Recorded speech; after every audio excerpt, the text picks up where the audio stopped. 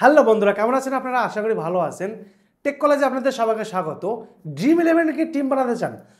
বাংলাতে আমি আপনাদের শুরু করতে যাচ্ছি ড্রিম ইলেভেনে কীভাবে আপনি আপনার টিম বানাতে চান। যদি আপনি আপনার ড্রিম ইলেভেনের টিম বানাতে চান তাহলে আজকের ভিডিও আপনার জন্য বেস্ট, কারণ ড্রিম ইলেভেনের টিম বানিয়ে আপনি অনেক অনেক টাকা ইনকাম করতে পারবেন। তবে কেয়ারফুলি আপনাকে টিমটা বানাতে হবে।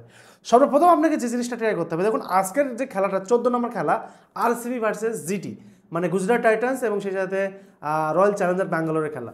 এই ম্যাচে কে কীভাবে আউট করেছে, কে কতটা আউট হয়েছে, কে কোন ম্যাচে ভালো খেলেছে, সমস্ত ডেটা আমার কাছে আছে। আর সেই ডেটা অনুযায়ী আমরা প্লেয়ার সিলেক্ট করবো। কে কী করছে না করছে দেখার দরকার নেই, ডেটা অনুযায়ী সিলেক্ট করতে হবে, তবেই কিন্তু আপনি ইনকাম করতে পারবেন, টাকা কামাতে পারবেন। আজকের ভিডিওতে আমরা সেটাই করবো। আমরা জাস্ট প্রেডিকশন করবো, নট অ্যানালাইজ। আমরা প্রেডিকশন করবো, অ্যানালাইজ করেছি আমরা। এখন চলো জিটি এবং গুজরাট আরসিবিতে ক্লিক করলাম। তো প্রথমত আমাদেরকে টিম বানাতে হবে। ওকে, টিম বানাতে হবে। তো টিম বানানোর জন্য আমরা ক্রিয়েট ইউর টিমে ক্লিক করব। টিমে ক্লিক করার পরে এখানে দেখুন জজ বাটলার এবং পিল সল্ট কিন্তু এর আগের বার 2024-এ খুব ভালো খেলেছে, 25-এ কিন্তু খুব ভালো খেলছে, কলকাতায় ছিল, এখন কিন্তু আরসিবিতে এসছে। এবং জজ বাটলার কিন্তু খুব দুর্দান্ত দারুণ ফর্মে আছে। বাট পিল সল্ট আজকে সেভাবে ভরসা আমি পাচ্ছি না, খুব ভালোভাবে না খেলতেও পারে। তারপরেও আমরা পিল সল্ট এবং জজ বাটলার দুটোকেই আমরা নিয়ে নেব, ঠিক আছে? এখানে বাকি আর কাউকে নেব না। এরপরে আমরা চলে যাব ব্যাটিংয়ে। ব্যাটিং লাইন আপে যদি আমরা আসি, তাহলে ব্যাটিং লাইন আপে এখানে আমরা কদিন ধরে দেখছি শুভমান গিল ভালো খেলছে না। তবে আজকের ম্যাচটা শুভমান গিলকে জিততে হবে, তা না হলে শুভমান গিল অনেক প্রবলেম হবে। যেমন যদি আমরা এখানে চলে আসি আইপিএলে আমরা পয়েন্ট টেবিলে দেখতে পারি আরসিবি সবারই উপরে আছে।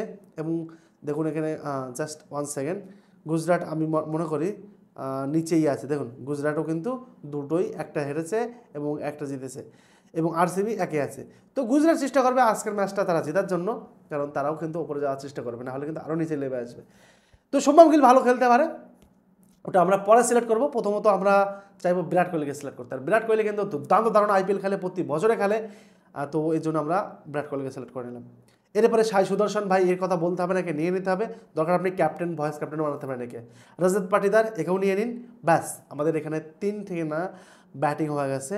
বাকি রজত হুড এই ভাইকেও তো নিয়ে নিতে হবে, দারুণ খেলছে, কদিন ধরে দেখছি। দীপক না, এখানে দরকার নেই। টোটাল আমাদের 6খানা প্লেয়ার হয়ে গেছে, বাকি আছে এখনো 5খানা প্লেয়ার। অলরাউন্ডার এবং বলিং থেকে আমরা প্লেয়ার সিলেক্ট করবো, যাতে আমরা কিছু ইনকাম করতে পারি। তো চলে আসলাম আমরা অলরাউন্ডারে। এখানে লাভস্টনকে ভাই নিতেই হবে, কারণ দেখো লাভস্টন কিন্তু খুব ভালো খেলবে না আজকের ম্যাচে। তারপরেও কিন্তু একে কারণ নিচ্ছি, এই যে দুটো 6ও মারে না ভাই, অনেক পয়েন্ট, দুটো 6 একটা 4 তো মারবে, এই জন্য আমরা একে নিয়ে নিচ্ছি। এবারে কুণাল পান্ডেলকে নিয়ে যাবে না, আমার মতে কুণাল পান্ডেলকে না নিতেও পারেন আপনি, কারণ কুণাল পান্ডে খুব ভালো যে খেলবে তা না। অলরাউন্ডার একজনকে ভালো আছে লাভস্টন, কুণাল পান্ডেলকে নিতেও পারেন, নাও পারেন। বলিংয়ে চলে আসি। বলিংয়ে সবচাইতে যে 3জনকে আমি বলবো, এই 3জনকে যদি নেন আপনি ভালো একটা ফায়দা করতে পারবেন। যেমন জেসেল হুড, বানান ভুল বলতে পারি, কাগিসো রাবাডা, দুজনকে নিয়ে নিলাম। এবং সেই সাথে আর কাকে নেব, সাই কিশোর। ব্যাস 3জন হয়ে গেল।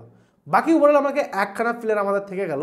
এই 1খানা প্লেয়ারের জন্য আমরা চলে আসবো শুভমান গিলকে নিতে। ব্যাস এবারে দেখুন আমাদের 11 প্লেয়ারটা দেখুন, জস বাটলার এবং পিল সল্ট দুজন আমাদের আজকে উইকেট কিপার।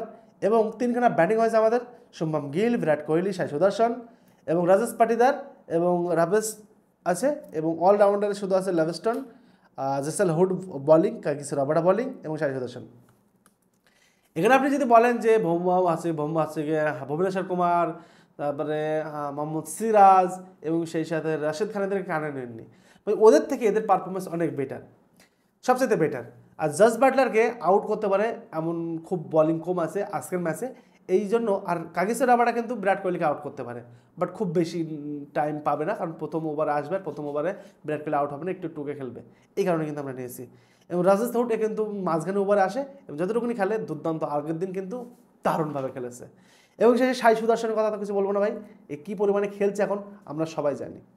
তো এখানে আমরা একটা ভিন্নভাবে তৈরি করব।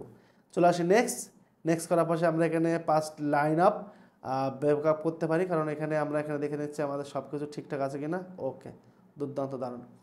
আপনি ক্যাপ্টেন বা ভয়েস ক্যাপ্টেন আপনি কাকে করবেন? এখানে দেখুন পুরো সম্পূর্ণ প্লেয়ার আপনার সামনে চলে এসছে।